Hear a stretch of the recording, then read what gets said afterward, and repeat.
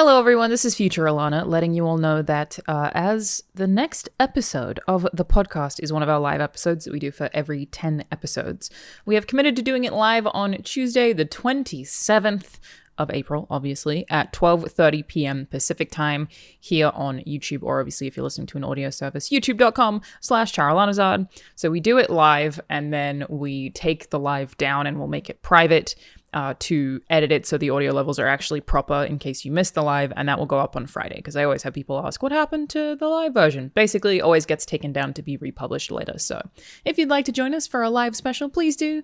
We will see you on Tuesday at 12:30 p.m. Pacific time, and it will be pretty much exactly an hour. We'll see you then. If somebody masturbates and they get caught, but they've got a really cool roommate, is it appropriate for that roommate to say, hey, you do you? I don't know how I didn't see where this was going, but I'm back, bitches. My answer is yes. I think that is appropriate. Yes. That would be the coolest roommate ever. Yeah, that'd be nice. I've never walked in on anybody masturbating, but I don't know how are you supposed to react to that? What's the appropriate? Oh man, I don't know. The weirdest, it would immediately go from the coolest to the weirdest if they just stayed. If they're just like, you want in hey, on man, this? You do you. There's a lot of ways that I think that the ways that goes well are substantially outnumbered by the awkward. Well, I imagine most people react with oh, sorry, oh my god, sorry.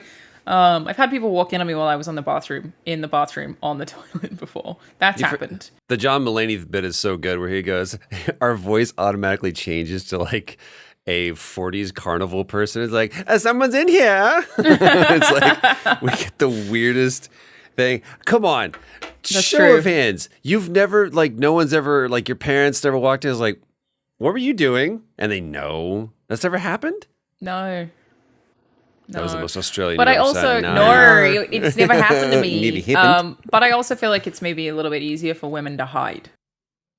Yeah, just guys pretend are to be just, asleep. we're just Slavic apes. Just, you don't really have to do much. Worst. You just sort of have to stop moving. It's not terribly difficult. Yeah, what are you doing? I was reading a book. Just napping. I did. The closest I've ever had to that was my mom once. This is going weird. Coming, like, just unannounced, just walking in the room once. This was in high school, where my girlfriend and we were in a post-coital place. Mm-hmm. High school. And my mom just came in, and the way my room was arranged was that there was, right next to the bed was a door to a closet that had a kind of like line of sight thing where if you just went the 18 inches from the bed to the closet, you would be completely out of the line of sight from the door into the bedroom. You measured that shit. It was, it was. What were you hiding? In that moment, it was like the escape hatch out of like into the bomb shelter, because we both just scrambled. And what was hilarious is that both of us was in this very much like everyone for themselves, just falling all over each other, like George Costanza getting out of the kitchen when it's on fire. Just absolutely no. You wouldn't. Why were you not allowed to be cuddling in bed, dude? Well, there was. Oh, you did say you were teenagers. That's the thing. My parents were totally, it was just the surprise. My parents didn't give a shit. It wasn't that we were cuddling in bed. It was two disrobed, essentially corpses lying on top of the bed. There was this moment where my mom, she doesn't know how to react because it was so shocking and we reacted so instantly. And so we're both just like, blah, blah, blah, and then hiding kind of essentially off camera from my mom's POV, as it were. And she just stands there and doesn't know what to do. And mac and cheese. That was exactly confusing. Why that was exactly it. My mom was just like, well, it's just not a rational moment. It's not a like thoughtful, it's fight or flight. It's like, I'm going to die right now for some reason.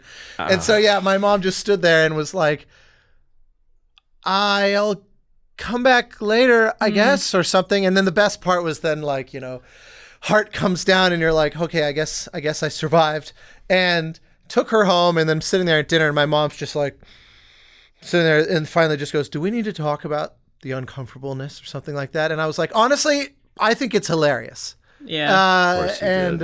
And she was like, okay, because I was really worried that you were very sort of traumatized or something. And yeah, that was the closest I've ever. very nice. You were traumatized. That's your mom's awesome. Yeah, I hope both that your my mom parents listens to this show. I hope your mom listens to this episode and then somehow, like, I wish your mom could call in right now and go, "That's not true. Here's what happened." She does. My mom sends me First of all, there updates. was no girl. And it was just him and some blow-up doll Transformers doesn't and a count. broken G.I. Joe, and shit got weird real fast. That's This is what I why want to she have won't happen. be calling the show. I would Yeah. rather live in the illusion of how I've told the Yeah. story. No, it is actually very sweet. She sends me regular updates of her thoughts on the most recent episodes of the. I had no idea that she was listening until we were probably 25 episodes in or something, and then I started getting the. So I have a question about such as like follow-ups and stuff, and That's cool. My sister's Yeah. been listening because she's pregnant and she wants the unborn child to hear my voice. Aw. So she's been listening to the show, and my mom's always what listened lengths to. is she going to achieve this? Dare I ask? To be fair, Is it that also on means that she's topic? listening to all of you. So, Yeah. you know, Oh, that this unborn child child is is so going to fucked. just such Hi, a fan of baby. Austin Wintory. Oh Hi, no, baby. this child's gonna have all manner Hi, of like baby. social debilitations. And stuff. Okay, so here's what you need to know. I'm the dumb one. Austin's the smart one. Okay. Alanah is the responsible one, and Mike is a socialist. I like what how you- Mike is also just apparently. Where just is Mike? He Yes, just hello evaporated. everyone, by the way. I don't Hi. like. Look, I was gone last week. This is a It's solidarity all gone absence. downhill. Is that what it is? This podcast has become like Survivor, and Yeah. but how did it get voted back on? Mike That's true. sacrificed himself maybe to I give don't you a understand slot. the rules. Well, anyway, hello everyone. Our second week in a row that we're going to have YouTube ad problems. YouTube's not going to like this opening topic. yeah. Welcome to Play Watch Listen. I'm Alanah Pearce. I'm a video game writer. That's Austin Winter. He's a video game composer, and that's Troy Baker. He's a video game actor / actor in general. Hey, we're all. I love you. Oh. Yeah. What made you say that? I'm curious. I try not to introduce you as video game actor. But I think I have done it out of habit because I say video game before everyone else. But I also, thought about- you do a lot of stuff that one's like, but you've also been a cinematics director. You just Yeah. the list is long. And I was the thinking Dota about this. animated show. Look, oh, dude, that show's dope. If you haven't watched it, it's really good. Dota. We just announced season 2 on Netflix. Boop, boop, boop. Congrats. It's grope. It's grope. It's great and dope. It's grope. Groping is often yeah. not Yeah, the- you probably shouldn't be groping out here. I want to. This is look. The reason why the four of us are together is because of our place in this specific sphere, right? It's. We all have our kind of like four corners of how we hit this industry. We all have a mutual love for this industry and an affinity, and we've all been successful in this industry. It makes sense for us to go like, here's why this guy is here talking about this thing, even though a lot of times we don't ever talk about that thing. Sometimes we don't true. talk about that thing at all. true. But you know, I was thinking about that. Literally this morning, I was like, does it bother me? Should it bother me? Why does it bother me? However people identify me. You know what I mean? Like, do they go, Troy, he's a voice actor. It's like, dude, if that's how you know me, why does that have to, what do I have to correct? And trust me, I've been guilty of doing that before. I was like, excuse me, I don't act with just my voice. I'm like, why the fuck does it matter? If you go, okay, great, I've never played that game, I didn't know that, and it doesn't change the fact that I like you. So I love that the second that I like abandoned that notion and go, it doesn't matter, you can call me whatever you want. He's like, oh, hey, you're the Fortnite guy. I'm like, yeah. That's how you know me. Great. Or That's all right. you were in that shitty movie Striking Range. I'm like, you need to get out more. Naturally, that happens to me all the time. Like, I think a lot of people think I am a YouTuber full time, or like a streamer full time. Like, You're like, a lot. nope. Yeah, You do a lot of it though. It makes sense. Like but you're not the enough one to do it full time. The Twitch one I always get. Like, people were saying that to me before I had ever even partnered on Twitch, meaning I had never made any money at all, and they were like, full-time Twitch streamer Alanah Pearce. What? But it's not other people's job to know that. If they see you on a platform, they're like, that's what you do. And I'm like, if that's how you know me, that's okay. I'll only ever point out with some frequency that I don't consider myself to be a full-time content creator, because I'm not. But I feel like I bring that up often for a multitude of reasons. One is because it's an indication of how frequently I should be uploading things and what things I should be uploading. Like if you think I'm full-time, then there's an expectation that I should be doing a certain amount. And B, quality. It's like some of the stuff is just something I did in the 10 minutes that I had spare that day. So I feel like it's an important thing to reiterate is like, this is not what I do.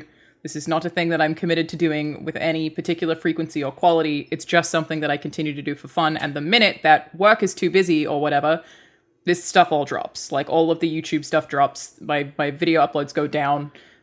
Twitch streaming stops. It's all, it's not permanent, essentially. Do you feel that has helped kind of managing those expectations? 'Cause you are remarkably successful at this. Like there's a lot of John Reisinger has this, he said this offhand, and I've quoted him so many times saying this. He's like, there's some of us that are out here seriously trying to carve space. And I was like, what a great analogy or metaphor for that. And there are a lot of people that have your chair in all aspects of that, both literal and metaphorical, and are trying to carve space and do what you do. They're the second that whatever, like I watched you do the Resident Evil demo, which we can talk about that if you want to. It's good. Shit is creepy. But yeah, dude, soups creeps. I'm trying, guys. I'm trying to You just let that slide, did you? You thought you'd just walk right through that. But what's funny is I half committed to it and half pulled the eject button halfway through. So if you listen back, it goes, soups creeps. Oh, you made me snort. Jesus. Anyway, God. The fact that you've been able to, what are you at? So you're at 11 billion subscribers. What do you have? 550. That's a shit ton. That's what I meant. A shit ton. Sure. So there are people that upload with more frequency or click tick all the boxes that you're supposed to tick in order to have successful algorithms and YouTube's whatever. They haven't hit that. Do you think that beside the fact that you're follow me on these tangents. Pin right here, left turn. For a brief period of time when I was in Texas during the poker boom, I ran a company, being the entrepreneurial spirit that I am, that put poker tables into bars. Now, in Texas, there is no gambling allowed. You had to go north or east in order to go to Oklahoma to go play at the Really? WinStar Casino, or you could go to Shreveport and be able to gamble on the river. It was literally off. You had to cross over a bridge and then you could gamble there. So what we would do is you weren't gambling. It was for money, but you would do a, quote, chip rental. So $20 got you $1,000 worth of tokens, chips to play with. And you were renting those things. But what we would do is every 6 weeks, we would take the top 10 people from the leaderboard and we would throw them into a tournament for a big screen TV. You would not buy into that tournament because your position over the last 6 weeks would have secured your spot. Tracking. Mm-hmm. So we would go to a bar and go, we want to put a poker table in your bar. And they were like, no, stupid. No one's going to do it. It's like, if you'll just trust us, give us 6 weeks. And if it doesn't, if you don't see your bar sales increase, then we'll take care of it. I was like, well, we're not going to pay for the tables. Like, no. We provide the table, tips, chairs, and dealer. And they were like, great. Okay, go for it. And it's like, oh, and by the way, we're going to give you 10% of the cut. We got it to the point where we were doing about $1,000 a night and we were running 4 poker tables across Dallas. So we were doing really with zero overhead. All we had to do is, guarantee our dealers that we would pay them a certain amount. And what we found was that typically women dealt better, men stayed longer, and it wasn't just like you get a hot chick in there and you'll be great. The second that girl can't split pots or she can't count cards faster than the person who's in front of them, they did not like her. So it's not, the reason why I'm coming back to the main thing. The reason why I don't buy into the fact is like you get a pretty girl on Twitch or YouTube and they're going to get subscribers is not true. The reason why you're successful is because you know your shit and you're able to speak to it with a level of not only competency, but just, I'm going to use your word, expertise that most people cannot. And you back up what you say and you're not a tourist. You're like, the thing. There's more to it than that in that, years of experience as well. Well, and years of the channel, but I actually, the reason that I actually have the subscribers I have, certainly not because I'm a woman, because of the amount of people who refuse to watch my content because I'm a woman and openly tell me that every day, right? That's weird. That's why there are no big, I think I might be the biggest gaming channel in terms of women speaking about games editorially other than Girlfriend Reviews. I don't know of any women who are successful in the editorial space. But they come from the companies I work for. So I have a lot of subscribers because I've worked for channels and companies that have had millions and millions of people following them.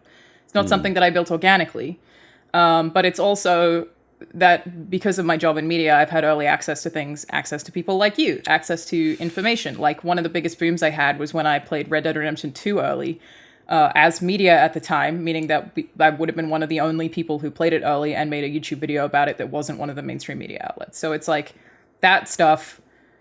It's really the companies I've worked for. I'd argue that it's still organic though, because if you hadn't stood out, like sure, I wouldn't have done it without those companies. Is all I'm saying. But that's like I think none of us would have done what we have without someone. Someone was a benefactor for all of us, right? 100%. This is like saying, this would be like if Harrison Ford were deflecting his career or trajectory because he was just one of the cast of Star Wars. It's like, sure, you were a very memorable part of the cast, not to try and inflate your ego, but I think it's wrong to say John Harrison Ford, it's okay. It's wrong to say wait, is she Harrison Ford? Is that what we're saying? I confuse them all the time, so I just thought I'd that makes sense. I don't know. You all get women what I'm are saying? the same. All women and Harrison Ford, just broadly interchangeable. I saw you were awesome in Air Force One, by the way. Yeah. Can you say get off my plane? Give me back my family. I think that yes, it is completely fair to credit those platforms, but obviously, if you were dead air in those rooms on those shows. It wouldn't have. So that's why I say it is organic, because you were like, hey. I'm not trying to dismiss the things that I think that I do well either, but it's just, I didn't start as a YouTuber. I started in media. My first writing gigs were all in print. It's like magazines. So even those had a following. And then I was on international TV and radio in Australia. So that adds into it. And then you add an IGN and then you add in Rooster Teeth and Funhouse. It's just a bunch of places that have a lot of people. So it's, that's I wouldn't have the channel that I have if I didn't have those people. But then like now it's also become friends, like, the amount of people that I get to work with. But I do think that I'm in a very unique position of having very candid conversations with a lot of people who work in the industry, who I'm friends with, again, like you guys, that are willing to do that on YouTube where they wouldn't necessarily for a lot of other YouTubers. And that's the thing that I intend to do a bit more of is like I'm planning to do a stream with Bluebird Team about the medium pretty soon, about some of their storytelling choices. And that's the thing that like maybe they would usually offer to other media that I'm having a conversation with them about doing on the YouTube channel. And I don't know, I really enjoy what I get to do because it's not something that I take super seriously. And to bring it back to Troy's original point, I do think a very common way that people have trouble growing as content creators is by trying too hard to be what they think is successful and not just make the stuff that they want to make. Dude, if this year has taught me anything, really the last 4 years, it's how, number one, I have zero desire to compete with or try to please the algorithm. So it's not what I want to do. And that's not knocking the people that do. There's a lot of people, like Jacksepticeye is a dear friend. And what he does is he has been able to, he busted his ass for 3 years in some ways in a non-healthy way that he'll tell you about. But he also was able to go, I'm going to rise above the den, and then once I get there, do something with it. And he's the one that was the first person that I saw. I'm not saying that nobody else had done it, but he's the one that I saw that was like, I want to say something. And his message of positivity, and Brian and Amelia Deckard are the same way. It's like, if you can hear my voice, if that's all that you get from this, I just want to let you know that you're okay and that you're loved and that there can be a good spot for this. It doesn't have to all be vitriolic and shit slinging. So I recognize that that's what I want to do. But because it's a side gig, and Grace Frick, who's a fellow Australian, G'day, from mate. Adelaide. You How's know it going? Grace. Hey? How's it going, mate? Hey, she can hear you. No heat of fuck spiders? I'm talking the same way you are. In my head. Grace is awesome, and she's kind of our community manager for later. And she said, I I forget sometimes that this is your side gig. And I was like, yeah, I really want to do something with this, but I don't have the desire to do what you're supposed to do in order to grow it. And maybe I should. I don't know. But I've definitely made a lot of mistakes this year about what a YouTube, quote, YouTube channel is supposed to look like. I mean, I would be happy if my YouTube channel never grew again. That, like, right now, I don't want it to be any bigger. Stay how it is. That is 100% my MO right now. Well, what's the disadvantage of growth? Like, what is, because it's not like you're having to maintain a community on Discord from it or things like that. So what's the scale issue if let's say it jumped to 1 million followers because of this episode? Hot takes and I think that the community that I have right now generally like understands the weird schedule. Like that I will often upload something at 11 p.m. because I'm editing after I finish my work hours. That's super weird, but I'll often like just go live on something as soon as it's edited. So the expectation is manageable, but I also think like, the higher number is an increase in toxicity. And I do have like things I try to stick to with my channel, which is... but you don't go wading into the weeds on that stuff much, that at least doesn't seem like it from here, that like even if it was a tenfold increase in toxicity, if you're basically just not allowing yourself to go into that. I do read my YouTube comments, but I do also have mods. I see.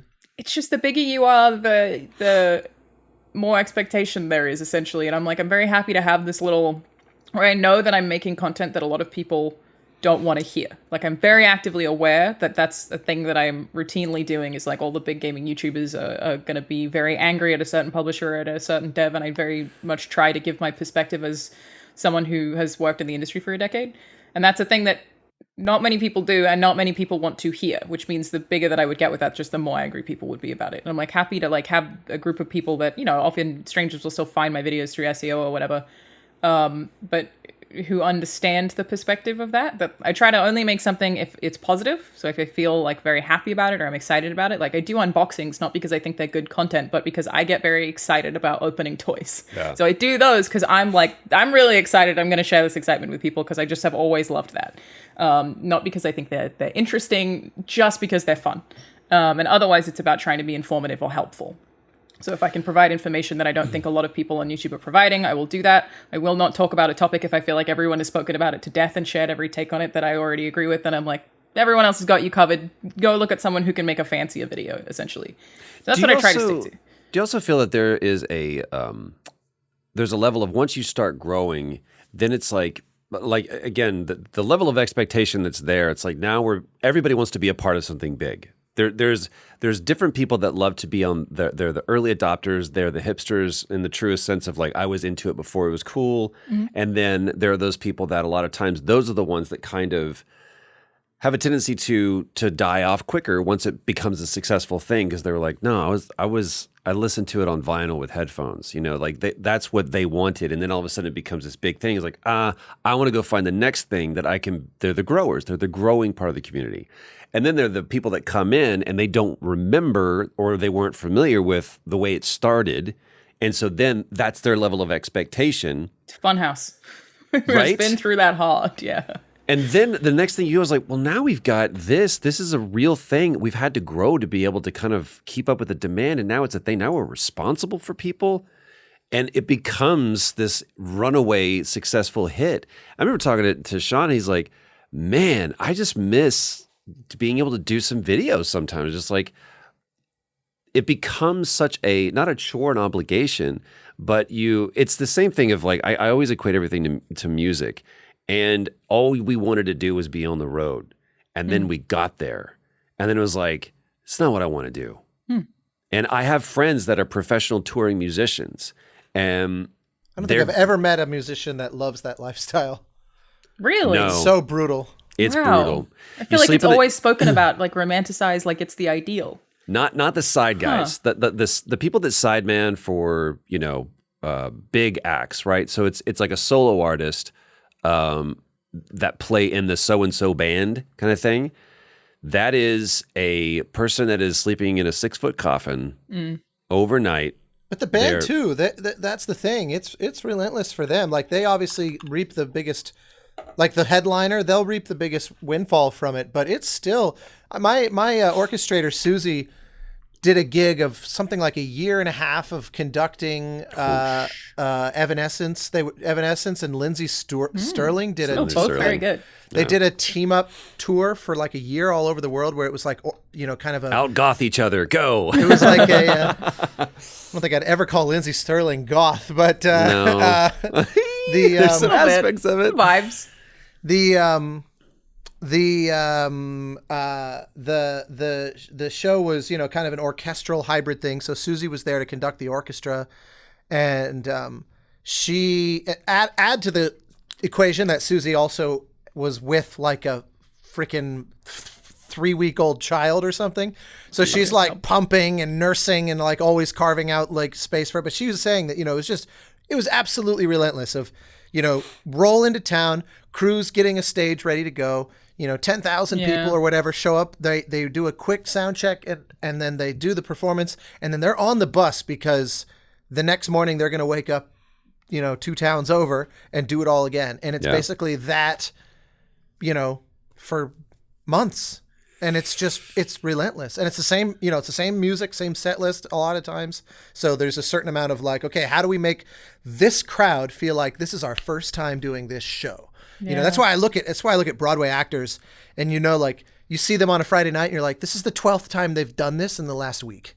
And you just think, and they're giving it their all because they realize you're fresh. You're the like virgin soil that's coming in there completely unexposed to this, and they have a certain responsibility to give you something that is as if it's new to everyone. And that, to me, I feel very spoiled. Like I actually have a conducting gig in a couple of weeks, conducting some music from Journey. Congrats. Big first for you. That's huge.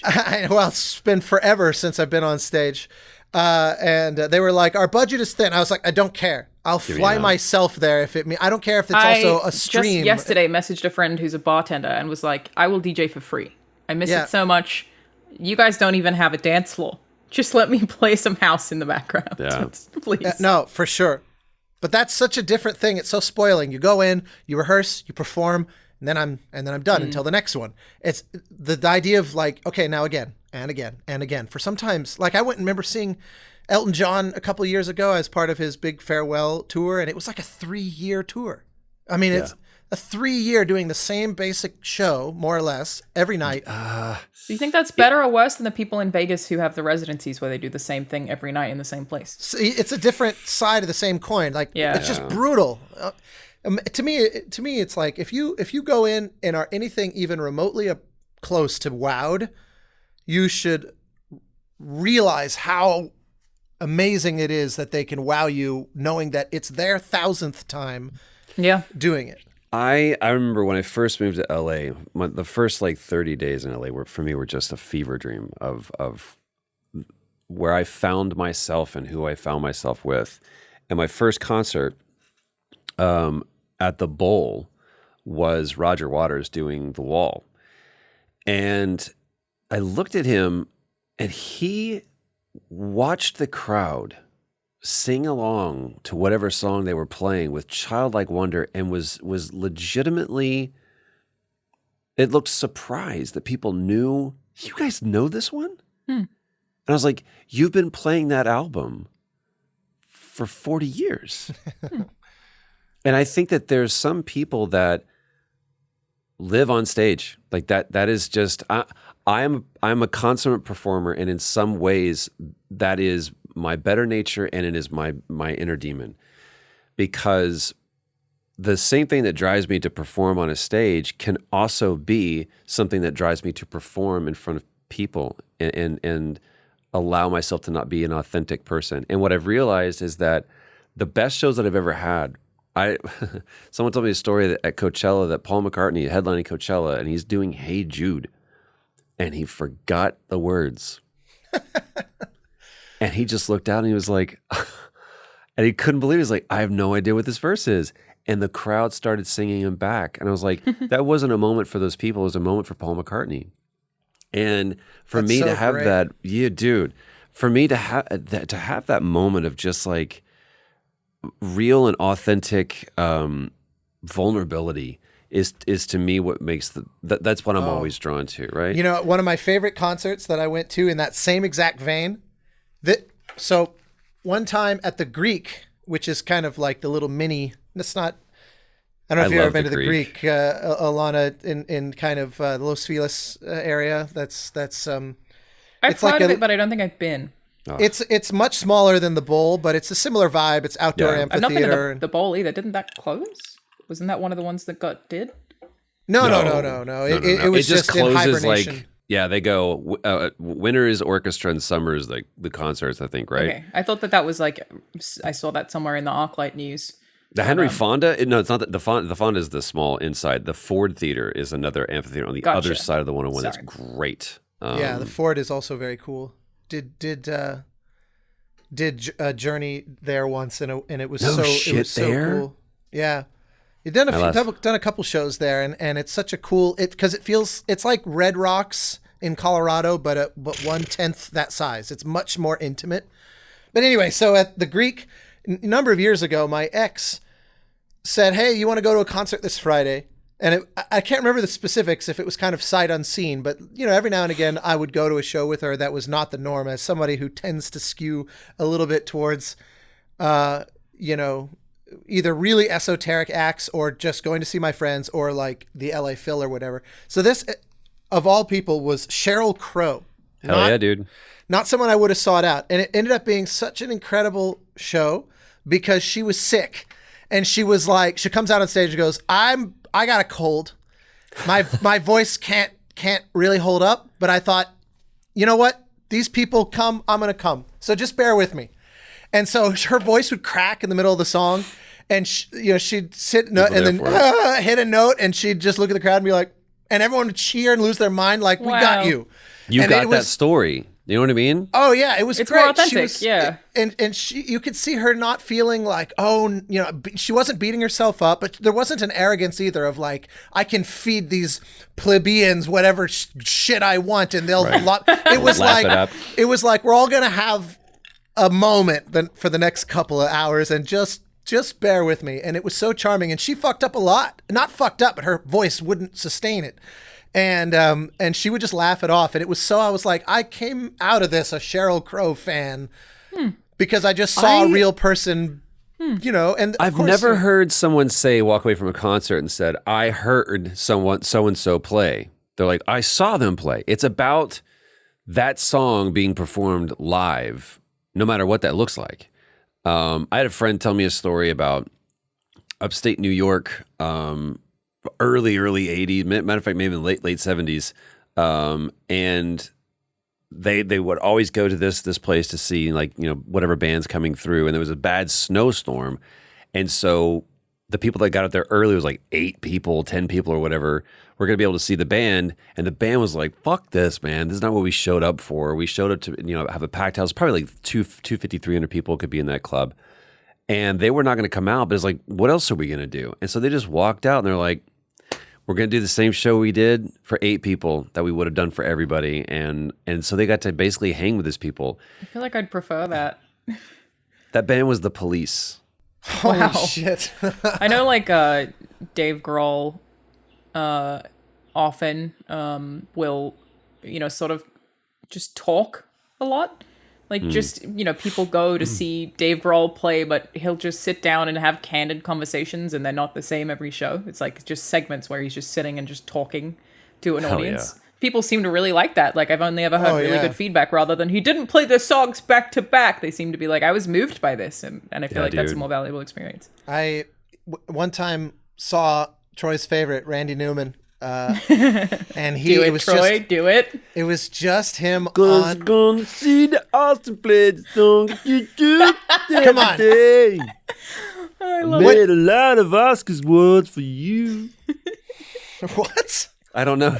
I have no idea what you said at all. The sentence structure with Randy Newman to me is just like he's can't formulate a straight. Everything's gonna be everything if you do it okay. All right, you know you what? make it a toddler. That's what it is. You know. May I remind you that he also wrote this? I wrote that song up, yeah. Come on, shut up. Listen, you can't deny this is a perfect piece of songwriting. Okay.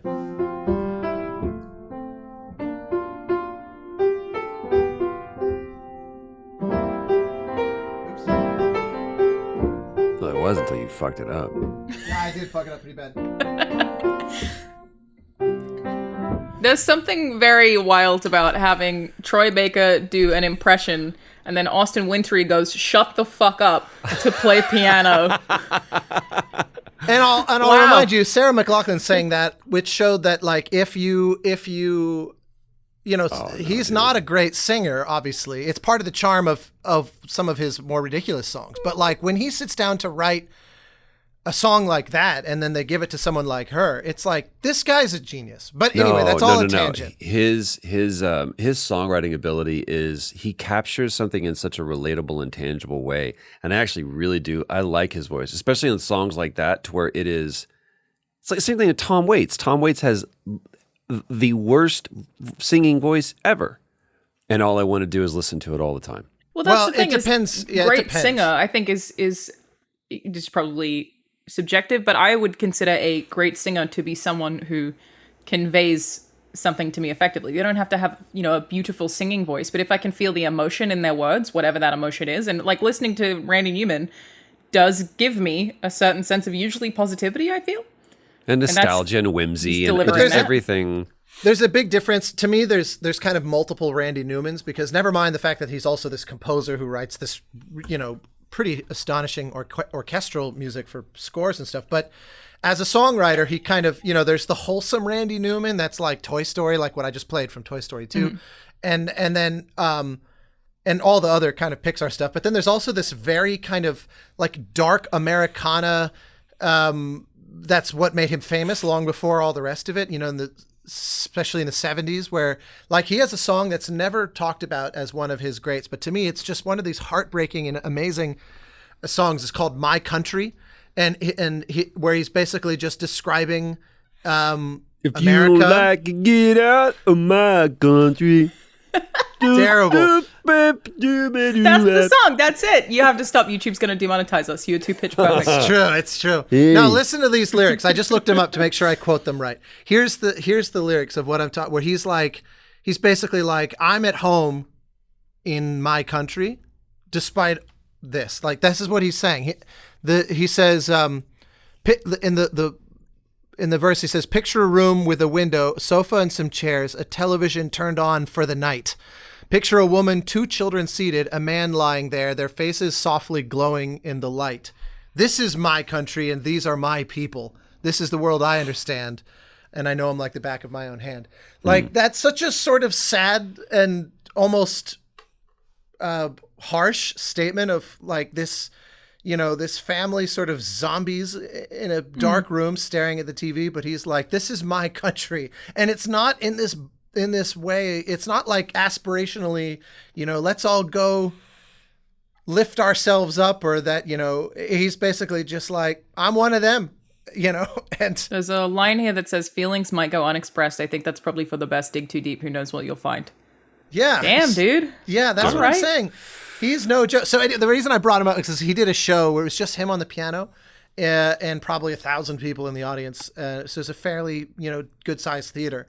And this was in high school. I went with my dad, and he goes, he just sat at the piano and goes, "What do you want to hear?" And people just started shouting out songs, and he just kind of listened for whatever he heard, and he'd start playing. And there were a few times where he'd start playing one, and then he'd go, "Honestly, this one's no good. What else?" And he'd just stop, and then he'd move on. And then it was so endearing. It was just like what we're talking about, where I felt like I hung out with him, Yeah, dude. I've had two concerts. Well, a couple of those. I've had a handful of concerts like that where people that I've waited my whole life to see. Jeffrey Gaines, if you don't know who that is one of them. He's this amazing singer-songwriter from Detroit, and I waited 10 years, and he finally played Gypsy Tea Room, which is the smaller club to the Gypsy Ballroom in Dallas. And I was one of like 20 people that were there. And he just kept looking at me like, "What is that?" Because I was just wrapped. I was on and I asked him, I was like, "You didn't play this song?" He's like, "No, man, not every night gets that song." I got to hang out with him. It was cool.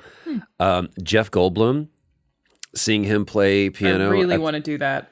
You have to go. Does he do that at the Dresden? When it's available? No, it's the Rockwell in Silver Lake, the Lake of Silver. It's if they make it through this, and if he goes back and does it, I mean, This was before like his resurgence. Everyone who's I've ever talked to has gone to see him is just like high as a kite after. They just love him to death. Dude, he's incredible. He does the same thing as Raina Newman. Is like, what do you want to hear? This is always so goddamn. this is very telling of me. But Michael W. Smith, for people who grew up listening to just some of the worst versions of music ever. I saw Michael W. Smith was like the crossover Christian artist into mainstream, and he would sell out arenas, and it was a big deal and very successful. And he came off this. He went quadruple myrrh. God damn it! There's a South Park reference. I've been watching a lot of South Park lately. Good for you. It's just a gift to the world, isn't it? It is. I got Austin real bored with Tegrity, Tegrity, though, you guys. I got real bored with Tegrity. I know. It's like, okay. Diehards are still with it. But he goes off this big tour, and then he does like this one little like church gig. And there was, it's a bit large church, but it was still just this church thing. And he goes, this is the moment. He goes, this is not my band. These are my friends. And it was like Gary Chapman was on. It was like the all-star band. He was like, I had this moment on tour. I was like, this is not what I should be doing. It's like, I've kind of lost myself, and I wanted to bring it back to just me playing music with my friends. And he goes, what do you guys want to hear? And both the words, if it had been a speech balloon, were still forming. And he said it, and I was about 8 rows back, and I jumped up, and I was like, all I needed to say. And he stands up at the piano, and was like, who said that? And it's from his first album. And I was like, it was me. He was like, how do you know that song? I was like, it's the first LP that I ever bought. And it's Michael W. Smith 2. And, did he play it? Huh? Did he play it? Hell yeah, I did. He was like, but the best part, he goes, Gary, you remember this one? He was like, absolutely, because Gary Chapman sang on it. He's like, okay, guys. And he starts calling out chords, and he played it. They all played it live, and I was like, I get to watch this thing happen. It's like the song that I always wanted to hear. Sounds like you were watching a rehearsal. Oh my God. But yeah, but all these guys out. are like studio cats, and so they can be like, yeah, it's going to be, there's, 4-bar, blues bar change, and with the it's fucking great. Anyway. I do love those moments. This is what happened when Mike Bithell. By the way, we should let people know Mike Bithell. So yeah, to go back to what this conversation originally was. Rooter ripped. Mike's not here. Mike he sadly did join, ripped his rooter. but then left because he's having internet issues. So it looks like Mike is not joining us for this episode. That we've just had one long preamble. Isn't he though? Isn't Mike still here with us? He's always there in our hearts. Our little socialist, He's always. I feel him. I feel him in many places. Yeah. By the way, I'm going to just kills. I love so much that the socialist is the guy that owns the company and has the employees.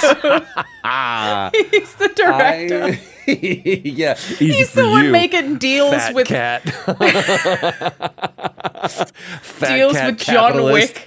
Yeah, It's just beautiful. It's like Elon Musk, and just right below it is Mike Bithell. Yeah, Moneybags Mike. I'm gonna boost the Austin Winter retweet. If you haven't gotten down on the please caption this, there's a great shot, just a still that Austin got of it's Mike Bithell, Ben Andak, and me while I guess Austin was one taking the picture. And it's just a beautiful opportunity for people to give us shit. And I don't know why. It's the joy that you need in your life right now. There were some great ones. You need it more than the purple iPhone. How about that? You need it more. I was going to say, because I was also tagged in this, but it doesn't matter if it's not. I might go through and pick, a particularly funny caption and then send them some play, watch, listen match. Please do. I thought that we might do that. So I can leave the link in there. Because the idea is that Ben he's playing. You're playing him or he's playing you. It's one or the other. It's a really good picture. But it's the origin of play, watch, listen in so many respects, because that was Troy recording Hex 2 years ago yesterday for John Wick Hex. John fucking there you go. Wick. Very good. It's Studiopolis. So what I wanted to actually talk about today, purple iPhones. Now that we're 45 minutes in, it was actually the news that broke, and we're not actually going to talk about the news. It's just a question I wanted to ask you guys. That Overwatch director Jeff Kaplan announced his departure from Blizzard after 19 years. This really just broke right before the show, which never happens. Yeah. We're always way later. So breaking news on Play, Watch, Listen. We go live with Alanah Pearce. How about this one? Very good. Yeah, dude. Incredible. You know that one? ABC News Tonight. with Okay, Dan hang on. Rather. Kaplan You know who wrote began that? his tenure at Wait, Blizzard wait, in wait, 2002. Okay, we're gonna Was it you wanna Randy rehearse Newman? this? Do you need that? I need you to know. You know. I'm do going you to know, say either you said Randy Newman or ABC. John Williams. It's NBC, the NBC Nightly NBC News. Nightly News. Okay, so with do we Dan want to start Rather. again? When does the piano come in? Is that before or after Troy? And then I read the news. It's And then you the read it. intro. It's the intro. It's Okay, so do you do your music? We go live with Alanah Pearce. and it was John Williams. Shut up, Austin. Go ahead. We're live. Alanah, you're live. Thank you. Kaplan began his tenure at Blizzard in 2002, quickly joining the World of Warcraft team as a designer, and eventually becoming game director on the MMO. Announcing his departure on Twitter, Kaplan wrote, "I am leaving Blizzard Entertainment after 19 years. Amazing years. It was truly the honor of a lifetime to have the opportunity to create worlds and heroes for such a passionate audience. Troy, what's the word on the street about this?" Thank you, Alanah. What we're hearing is that Kaplan, of course, making his exit, a surprise. No one knowing that this was, of course, coming from the inside. What we're rumored to believe, of course, speculative at this point. We will continue to keep tabs on this as we go along. Thank you. Austin Winnery on the line here. I do have a question for you, though. What I do love is that when people on the street, they can just You like didn't cut say to them. anything. They didn't say anything. Standing on the street here, of course, we can feel the winds, both of change and literally the wind here on this blustery day. No one being able to comment yet, but of course, speculation will continue. But if you Alanah? say it in that voice, it just sounds official. I love you're basically the Family Guy, the biker dude that and it's a great way to stay in shape. It's a great way to stay in shape. Prostate cancer is a great way to stay in shape. So yeah, Jeff Kaplan left Blizzard, and what I wanted to ask you guys, I don't have experience with this unless you count maybe Bruce leaving Funhouse, which was a pretty significant culture change. But have you ever been working on a project and had a director leave or someone in a very high significant position leave? And how much of an impact does that actually have on a project in the games industry? Like, obviously, Kaplan, 19 years at Blizzard, has been hugely influential at the company. But I mean, just like, Overwatch 2, this will probably affect. But I just mean on even on a smaller level, if you have someone who is like very instrumental to a project leave, what tends to be the impact on a video game? I mean, I've experienced it. If someone leaves mid-project, Overwatch is a little bit of a different thing. Yeah, that's most people are gonna depart once it ships. Everything kind of calms down. They're like, thank you, everybody. Overwatch is a little bit different because, of course, it's going to be an ongoing thing, so that would never happen, right? I remember talking to somebody who had been at a company for 18 years. And I was like, what have you learned? He was like, no one should ever be in the same position with the same company for 18 years. There comes a point where it's like, I need to go off and do something else. I've done everything that I can do here. I saw someone recently say, and I think I fully agree with this, that unless you're at a company, unless you're learning or earning, you shouldn't be there. So there are earning a lot of money or learning a lot. I tend to go with the learning a lot. Someone could offer me a lot of money to stay and I wouldn't do it. But if you're not doing either of those things, then you're not really helping. But I think you could also much. flip that word and not just be earning. I'm making a lot of money, because I think that could be a terrible thing too. It's like it's a gilded cage. But if you're earning the company a lot of money, like if you're being able to generate a lot of revenue so that the company can grow. Or what I'm really doing right now is I'm learning, but learning and earning, I think it's a great maxims, because and that's transcendent to any industry. Yeah. I learned a lot by working at a dry cleaners. I learned about working with people. I learned about customer service, and that was not going to be anything that was directly relatable to the industry that I would be in. I came in after Amy left Uncharted.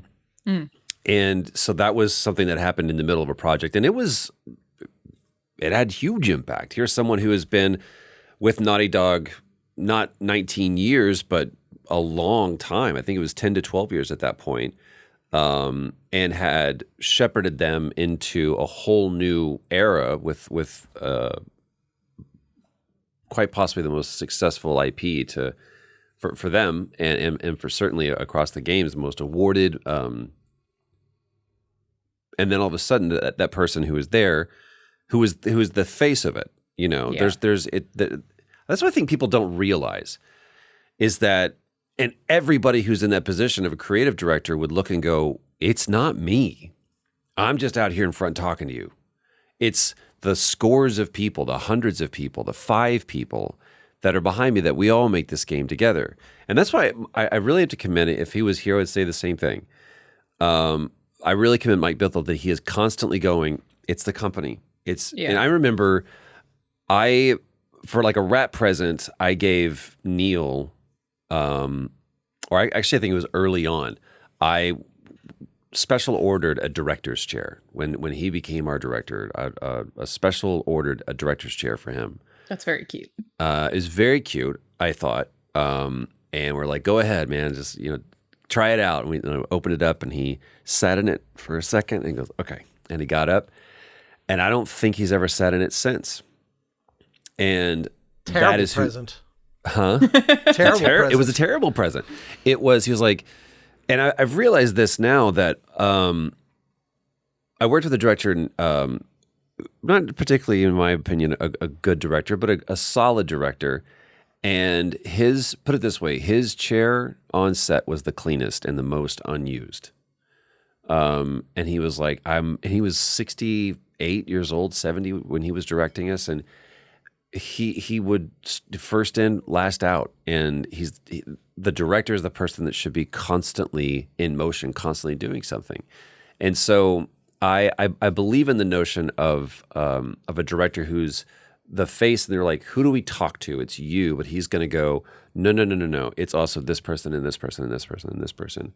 So I can't think that decision came lightly or haphazardly. I think I'm sure it was carefully the decision planned. To leave, for sure. That stuff's especially because I know that at least in the old days, Blizzard would always give you really cool shit at the various milestones. Like if you were there for 5 years, 10 years, 20 years, and it was usually like at 19. That exactly, like it better be a damn good reason because they give you like custom, like orc armor kind of shit, like a sword that's been forged by a blacksmith. Like they have really cool milestone gifts for their really long-term employees. At least they used to. I have a friend who was there for many years and got like a helm after 15 years or something. Some like companies that. do like watches and stuff, but yeah, I mean, you definitely can't let that make you stay at a company. Like I have no doubt that Jeff, who I've met and has always been very kind and very, excitable, didn't put a lot of thought into it. I just wasn't sure really. Like you see a lot of speculation about the idea of things being doomed as soon as one particular person leaves. And I would say in my experience working at companies that are all giant teams, that doesn't feel true. But that is certainly an immediate fear. And, they did mention the development of Overwatch 2 because he was director on Overwatch 2 has passed to Aaron Keller. It's so I will add, I was going to say when you mentioned the earning or learning, my agent has a version of that, which is I love. Now it's more applicable, I think, to freelancers because you're looking at a series of sprints throughout as a freelancer, as opposed to like, okay, am I going to be here for 10 years? I think that learning or earning is probably more accurate for that model, for the long-term investment potential. But so mileage may vary as it were, but her sort of triangle of criteria, she says every job you take, like when we're talking, something shows up and we talk about it. It has to at least have one of these 3, but ideally 2 or all 3, which is good for the wallet, which is the earning, obviously. Like if it's just garbage, if it's going to, especially in my world, there's a real potential to have things cost money and actually lose money on a project. Sure. If I'm investing in a bunch of musician recordings and things like that, and I'm actually coming out in the red. So there's is it good for the wallet? Is it good for the career? Like this is just such a high profile thing that it will your name will end up in front of people in a way that's good for the overall health of your career. Is there that aspect to it? And then the third one is it good for the soul? Is it good for Is it something that you just have to do because it's feeding something that needs to be fed inside you? And ideally, the dream scenario is something that's all three of those, or at least two of those things. But it's one of those that pretty rare. It's certainly, especially the idea, good for the wallet and good for the soul is a far more common combo than the idea of something that happens to also by dumb luck be high profile, or which is going to benefit from a big marketing push or whatever, which would be the good for the career. That part's the one that's the least in your control. You can't negotiate for better career positioning, basically, whereas you can at least negotiate for better pay or better rights or something like that. But I feel like the pay plus soul is probably generally pretty difficult to do across industries. Again, like that across the board, a lot of people don't get to make those choices. Like I took a huge pay cut to work at Santa Monica Studio, but I love it. Like I'm infinitely happier with my professional life doing what I'm doing now than I was with what I was doing a year ago. Like much more creatively fulfilled. Like it's very good for my soul, good for my career. Also, because that's the direction that I was working to head in is writing fiction. I think I probably will try to end up directing one day. I don't see myself directing AAA, but I think I'll probably try to do like an indie game, maybe a DLC somewhere. But that's like 20 years away. You've got a ways to go. I just really enjoy it. I think like no, I'm saying why 20 years away? Why not? I love that you assumed he was questioning your ambition. Yeah. Why would you want to be a director? Why 20 years away? So I do have a habit of thinking in a way that's a little bit too black and white with milestones. In your defense, my apologies, but in your defense, you reacted very well considering you thought that was a shitty comment. Yeah, didn't seem like a bad comment. Why? I just love. Why on earth would you direct? That's a great question, Troy. Didn't take any offense to it. Lady folk. I would say first to go fuck yourself, and then I would follow that up with. No, I mean, and also, do you mean like creative direct, or are you talking about like, would you want to focus more just like on the like narrative direct or cinematic direct? No, I think creative direct. I think the whole thing, the whole shebang. Well, there's some people that are creative directors that then bring in a performance director. It would depend what that role means at whatever studio, but also at my experience at the time. So when I say 20 years away, it's because I do have a habit of being very black and white about timelines. And even if employers don't require it, if I don't feel like I have the things lined up, the accomplishments that I wanted to set before applying for something like that, I won't do it. So I'll be like, I want to make sure I have experience with this and this and this, and that I've done this thing and that I've tried this before I would even try to do something like that. Directing a video game in 20 years, maybe it won't take that long, but I could see it taking me a while. I don't know how many 27-year-old directors there are.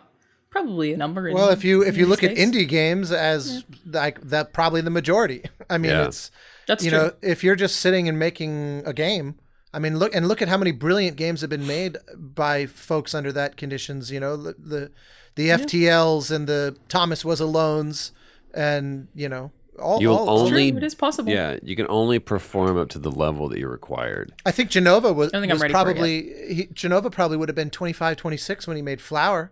Shut up! Really? Well, because I was 24 when I Phil signed. Fish had to be pretty young with Fez, right? I would imagine similar age. Yeah, exactly.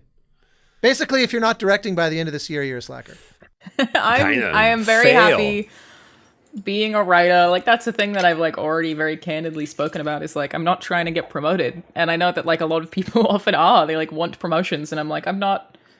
Very happy being a writer. Very happy. Writing stuff. I'm good. I don't need to move up any ranks here. Don't need to tell my manager what's my plan going forward. It's a fine line. I think I'm good. I don't think you have this problem, but it's worth saying just so that it's said that it can be a fine line between feeling like I'm not in a rush. I have ambitions, but I'm not trying to be this cutthroat monster that's looking to achieve them at all costs. But at the same time, recognizing that it won't happen until you make that push. These things, and again, I'm very good at that. I'm not trying to imply that I think that that's your problem, but some people wait too long, and you do need to be really explicit about what you want and where you want to go for sure. That's the thing. People get passed over for promotions or job opportunities all the time, and then they think, here's an example. I have a friend who I have to be very sort of vague. I don't want to do just say you have a friend. Yeah, I have a friend who I recommended for a position, and they didn't have a lot of experience with this type of position, but they are very talented and they have a lot of very adjacent, very, very relevant experience that's just 1 degree off of the thing that, because a friend said, a different friend said, I'm looking for somebody who can do X. Do you know anyone? And I basically was like, well, I know someone who I think could do it. Let me connect you guys. So when the candidate submitted, and then they had, their meeting and whatnot, and then ultimately they decided not to move forward, I spoke to the person that I had put forward and I said, hey, what happened? And their takeaway was, oh, well, they really wanted somebody who had experience directly with the thing that they were looking for. And I obviously don't have that. So it's all good. Then I asked the other person, what was your take on it? And they said, the person was obviously super talented and they didn't have the direct experience. And I was really hoping that they would say, let me prove it to you. Let me show you that I know I don't have this experience. Like, they didn't fight for it at all. They basically immediately were like, no worries.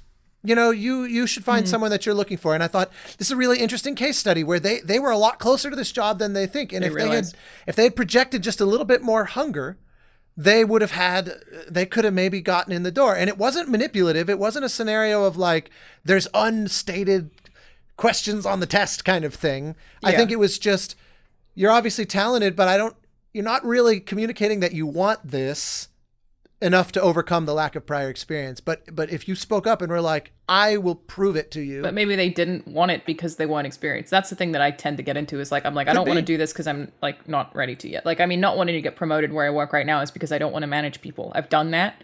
And I don't want to do it in this context. Like, I just want to write the video game. I want to learn. I have so much to learn. AAA game development is a big thing. There are like 400 people I work with, and I want to know how they do everything. I want to like sit in a booth with the sound engineer and be like, what do you do? And just go through all of that. I'm like, I don't need to be managing people right now. Can I love that approach. And I think that it will serve you well. Steven Spielberg, indie director. His documentary is really great on HBO, and he says, I direct directors. And I love that because I walked out on set for Shadow of War and I was like, okay, I need to know what everything does. I need a captain on his ship understands every screw. And I went out there going, I'm going to be the one that knows how to do everything. I need to make sure that these people believe that I should be in this position and they trust me to do this. And what I realized is that after especially working with some incredibly accomplished directors, those are the people that are like, I don't know, what do you think? But it's never from a position of they're afraid of what you might find out that they don't know. They're just like, I don't know what that guy, if you want to find out what that thing does, that's the person. She is the one that is responsible for that. What I do is this. But I'm definitely not saying that from that perspective of like being worried about what anyone thinks of it. It's a personal curiosity. Oh, dude, I have the same thing. I'm always the guy and have always been the guy that says like, what does that button do? I just got finished doing this shoot and I was like, tell me why you're using that lens. And he's like, you want to learn about anamorphic? I'm like, yeah, I really want to learn how that works. He goes, so get this. Now I understand. I can take that knowledge and either just stash it away and it's fun to play on a trivia night, or I can go, I understand now for my blocking purposes, if I'm on this side of the camera or if I'm on the other side of the camera, to be able to go, it won't look right. I'd actually work, because we're on a 75 and it's anamorphic, so we're actually losing half of that's 35. And being able to understand stuff like that. So I love the fascination. I had people at IGN make fun of me. The writers made fun of me because I went and I learned how to camera switch, how to live produce a show. Just by asking someone who did that. And I was like, can you teach me how to do it? And they were like, why the fuck are you doing that? And it's like, I just want to know how to do it. Like, it's just like, I just want to learn how to do that thing. I don't need it. I'm not going to use it, but I'd really like to know how.